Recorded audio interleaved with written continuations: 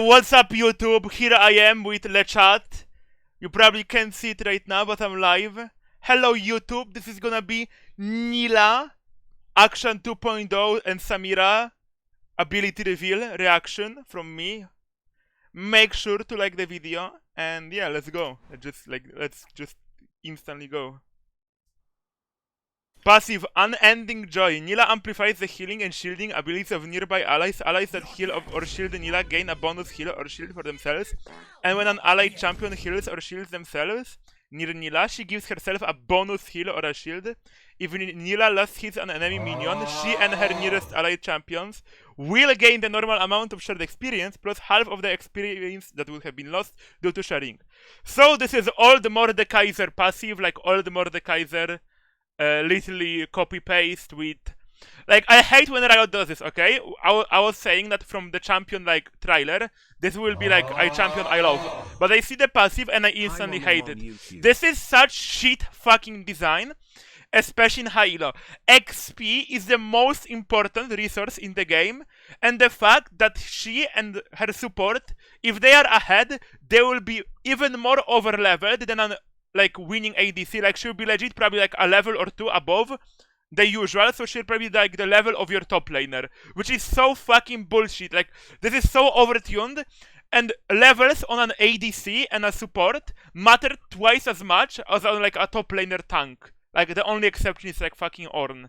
Like this is so fucking overtuned, stupid, overpowered. I'm not like even overreacting, but XP in this game, especially in high elo, is the most fucking most important resource in the game is experience. And the fact that she and her support just get XP for fucking existing, like bonus, like compared to any other, so she's guaranteed to outlevel you if even, or be even more snowbally when ahead.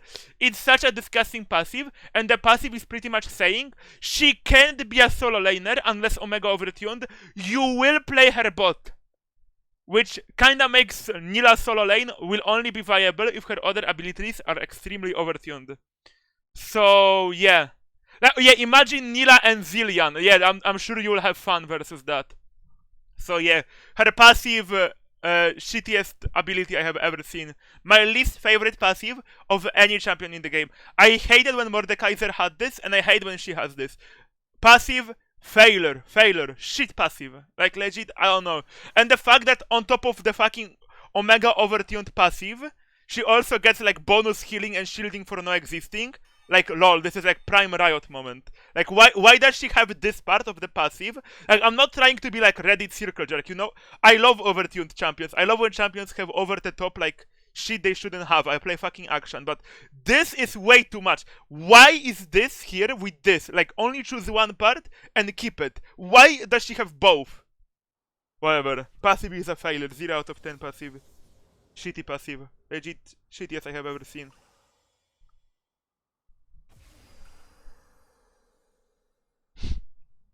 Okay, Q. Nilah Formless Blade strikes in a line, damaging all enemies hit. Hitting an enemy will briefly increase Nilah's attack range and attack speed and empower her basic attack, causing them to splash in a cone and deal additional damage.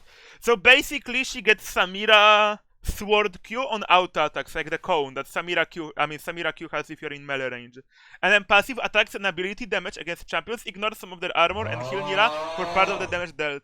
This effect scales with creatures and covers any excess healing into... Okay, now this is a good ability. This is like range top ability. Ignoring fucking armor and then healing on the top of it for no reason. This is so good versus melee champions, like in the top lane. This is a good ability. I love this ability. And she gets wave clear, and she gets poke. This is great. So this is like the ability she will max. So this is a saving grace from her bullshit passive. Okay, W.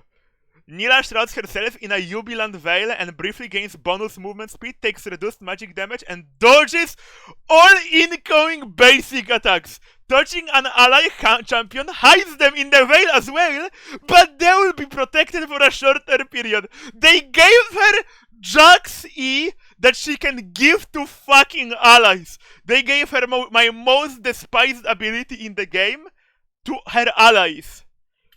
So she has Yatsula E, literally Yatsula E. Or Shen W. But she can move, so it's not Shen W. So this is Jacek E. Like, wow. Great ability. Like, imagine if this champ is actually like strong and her numbers are like overtuned. Imagine bot lane. She will outlevel you. You cannot trade back against her. Enchanters are omega overpowered because she gains random shields and heals. Like, how do you lane against this as an ADC? Like, how like an Apotheosis has to, like, how does an Apotheosis lane into this, for example? He can't, literally can't. Whatever. E. Slipstream needs Nilah dash through a target unit, traveling a fixed distance every time, Samira, and damaging all enemies she passes through, Samira. She can store up 2 charges at once, cast Formless Blade during Slipstream to pull a wave in your path, dealing damage after a quick delay and gain Formless Blade and has basic attack, Samira EQ. So this is literally copy-pasted Samira E, but instead of resetting on takedown, it's just charge system. But this is literally Samira E copy-pasted and there's nothing hiding. Like, instead of giving you attack speed and resetting on takedown, you get 2 charges, I guess. So, yeah. That's pretty much the E. Which is whatever. So, she doesn't have... Okay. Can she dash to allies? Can she dash to minions? If she can dash to minions, viable top lane. If she can dash to minions, useless. She can dash to allies for sure. Can she dash to wards? Probably not. But yeah. Cool, I guess. If she can use it on ally minions, she can escape ganks really easily. Like, imagine you're at enemy tower, and then you see a jungler ganking you, and then you fucking dash to a 1 minion, and then dash to another one, and now you're at your tower. Whatever. Okay, ultimate. Nilah unleashes a surge of power, lashes her whip in an area around her, with a final burst, pulls enemies toward the center. Apotheosis heals Nilah for part of the damage dealt, converting any excess healing into a shield. This effect scales with crit chance, and is granted to nearby allies. Okay, so literally delayed Diana ult that gives her healing. Like, why does she have this, like, you know, her playstyle is like kiting and spacing. Like, you can look at this and it's like kiting and spacing. Why does she have a Diana ult that forces her to get into, like, up close and personal with enemies? I don't get it. Why does she have this? Like, this ultimate doesn't synergize at all with her and is such a shit, like, design-wise ability for her kit. Like, why doesn't she have, like, something else? Like, sure, she's low range, but an ADC shouldn't be fucking placing themselves in a place where Diana would be, because Diana can at least go like Zonya and has a point-and-click dash that is, like, way longer than this. Like, Action Ult is a shit ability, but it synergizes with what he wants to do. Like, he wants to engage on you, get, like, most of your HP, and then when you're escaping, he wants to ult to finish you off. But this doesn't synergize with any of her abilities besides, I guess, E. Okay, so Splashard, she looks sick, by the way. This Splashard is great. It's not action level, but it looks nice. This Splashard is great. I like the Splashard. And the Star Guardian. So she pretty much doesn't have a release skin. So she pretty much doesn't have a release skin. So she pretty much this only. Okay. Let's quickly recap. Passive. 0 out of 10 ability. Shitty design. Shouldn't be in the game. Have you forgot about Mordekaiser? And yeah, bad, overtuned, and not cool ability. Really uninteractive as well. So 0 out of 10 passive. Q, really good ability. I like it a lot. 8 out of 10. I like ranged top laners. I mean, depends on how much armor she ignores. Her W is like lol, literally lol out of 10. You know how much I love Jacek E, but she doesn't seem to be like, if she's forced to go crit, right? So she'll probably go like shield bow, PD, IE, right? Like looking from this.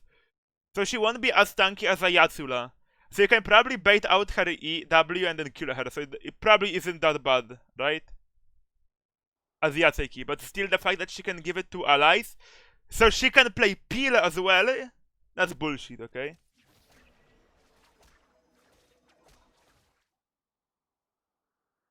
Her E is literally copy-paste Samira E, nothing new.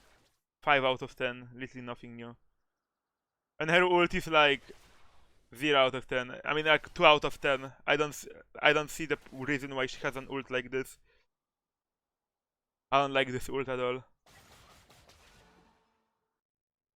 Overall, the champion... Look, I will have to play it to decide if I like it or not, because it's like really depends on how she feels in the top lane, in the matchups. Like, Action I could instantly tell is like great champion, but this is like... It really depends. Like her passive, calling it in like in a year or two, this will be removed. This won't be, this will be so overpowered in pro play where resources matter. This will be so powerful in top. But actually in pro play they need ADCs with a lot of like DPS and like objective taking and like range. And she doesn't have range, nor does she have like insane DPS looking from her. I don't know. Like from my first impressions, I would rate her like 5 out of 10. Like in terms of like just looking at those abilities. But I was wrong about Zeri. I thought Zeri was cringe, and Zeri is one of the best designs in the game, so yeah, we are gonna see. Lol. Like the video.